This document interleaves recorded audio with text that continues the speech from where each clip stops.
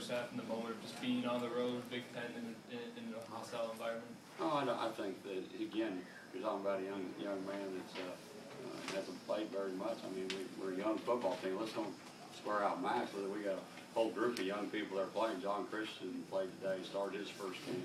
You know, they're all young, true, redshirt freshmen in the offensive line. I mean, we've just had some injuries. We haven't talked a lot about it. Next man up, and that's what we tried to do today. I think that first game on the road in an environment like this, in the Big Ten, and where the kids did handle as well as maybe they needed to. Evidently not. We played better, but I give Iowa credit for that. And they came out and they executed better than we did. And so we'll take what we see on film and coach our young kids up and try to get healthy and get ready for the next one. That's all you can do. What did it mean to have played a couple past happy teams and then have to play a team like Iowa that's just so physical? I think we can say that as excuses, but I really think the momentum again, when you go 3 and out, and another team they start running the ball and you get some momentum. We did it to Syracuse last week.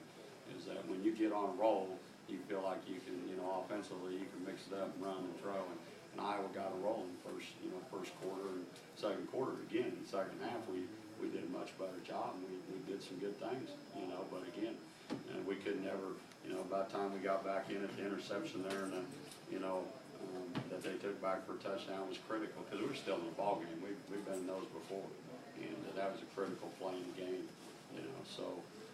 Again, I think they were in a good momentum swing, and we never got it stopped. And we came out and, like I said, fought hard in the third and fourth quarter, and thought we could get back in it. We've done it before, and the kids played hard. We just couldn't make a play at the end of the day.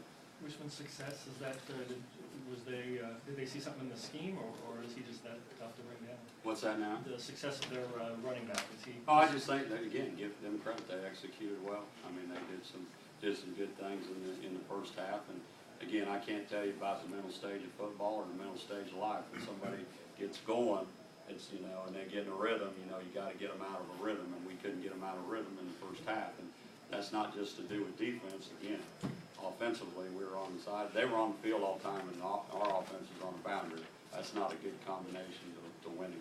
And we need to be more out there more on offensively. And if we were, chances are we've been a little more pressure on defense. And so it's a team game, and we just got to get better as a team. Jerry, you've talked a lot the last few weeks about how winning creates that positive aura that's conducive to learning and teaching. How do you as coaches make sure that you hang on to that as much as you can after this loss? Well, I think it's just like I talk to our kids in the locker room is that, part of life is adversity and nothing ever goes your way, and it's hard to win every week in a game of football. So, I mean, this is a football game, big rival game, big game, no question about that. But there's going to be a lot of things in life just as difficult as this is. And how you deal with them, really, I kind of, in a situation like I told them, and I'll find out who's really, really invested and really understands, how to fight back and move on to the next week. And that's what you have to do. You have to be consistent with the kids. And I think we have been, and I think they'll bounce back. I think the biggest thing I'm concerned about is getting healthy, because we're a young team and we've got some health issues, and hopefully we can get some guys healed up going into Northwestern. Off week's coming at a pretty good time for us right now because of that. Were you surprised it took a little while to get it turned around, to get the defense to stop them? Well, again, I can't. It seems like is when there's momentum and you got to make a play to break the momentum, and we did not make a play on the offensive side of the ball or the defensive side of the ball, getting the ball turned over. They didn't. At the end, you look at it, they didn't turn the ball over, and we did. So that's last week we didn't turn the ball over, and Syracuse turned over 4 times. That's the game. So you really look at the simple things in coaching, and if you turn over the ball and they don't turn it over, you're going to win most of the time. And you got to be able. We didn't run the ball very well, and they ran the ball well. So that's part of winning formula football. And we didn't have the winning formula today, and they did. Give them credit. During the off week, in addition to getting healthy, what are you going to focus on the most with these guys? What are the areas that need the most attention? Oh, I think probably we'll address that as we watch video. I think we need to see the game video.